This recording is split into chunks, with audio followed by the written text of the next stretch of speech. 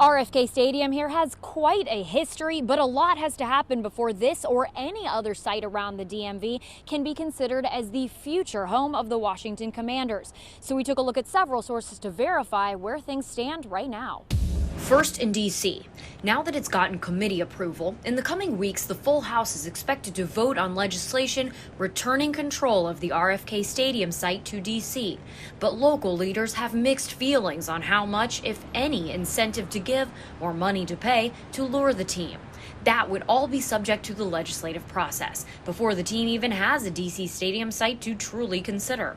Now to Maryland, the current home of FedEx Field. That's where state and Prince George's County leaders say they'd like the team to stay even after their lease expires in 2027.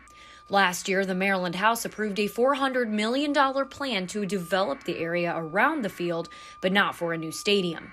And just within the past month, the Commanders announced $40 million worth of improvements to FedEx Field. It had once seemed that all roads pointed to a new stadium in Northern Virginia. Confidential investor documents obtained by ESPN showed the Commonwealth could offer the largest incentive package. But there's also been pushback from local leadership.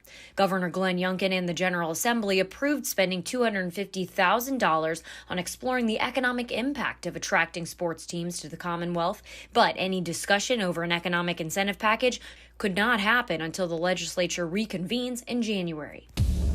So what can we verify? That despite yesterday's news, it's not entirely up to Congress or any individual government leader or entity to make that final decision. A pitch will need to be agreed upon before it's presented to Commanders ownership for their decision.